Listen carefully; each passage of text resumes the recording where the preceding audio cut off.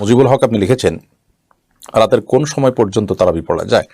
তারাবি মূলত রাতের প্রথম প্রহরে পড়াটাই হলো সুন্নাহ, অর্থাৎ এশার সালাতের পর। কিন্তু এটাকে সাহারির আপনার ফজরের সুবহে সাদিক যে হয়, ফজরের আজান বা ওয়াক্ত হয় যে, তার আগ পর্যন্ত পড়লেও তারাবি আদায় হয়ে যাবে। কিন্তু ফজরের তারাবি আদায়ের মূল ওয়াক্তটা হলো আপনার সন্ধ্যা রাতে। সেটা রাত যদি কেউ দেরি করে পড়েন, 12টা-1টা পড়েন, তারপরও তার তারাবি আদায় হয়ে যাবে। আর রোশন আলী আপনি লিখেছেন, রোজার সঠিক নিয়ত কিভাবে করব? কেউ কেউ বলেন প্রত্যেক রোজার জন্য আলাদা আলাদা নিয়ত করতে হয়। এটা কি ঠিক?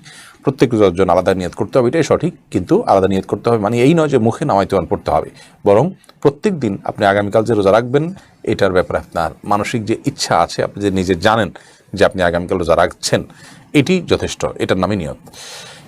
আব্দুর রহমান রাজীব আপনি লিখেছেন, মুখের লালা গিলে ফেললে কি রোজা ভেঙে যাবে? না, রোজা ভাঙবে না। আশিক ক্যাডি থেকে আপনি লিখেছেন, রোজার মধ্যে আতর বা সেন্ট ব্যবহার করা যাবে কিনা? যাবে, কোনো অসুবিধা নেই। আতর বা সেন্ট ব্যবহার করলে রোজার কোনো ক্ষতি হবে না। আমরা অনেকে এটা নিয়ে অহেতুক পেরেশানিতে ভুগতে থাকি এবং আমরা মনে করি যে এর ফলে বোধহয় সিয়ামের কোনো ক্ষতি হবে।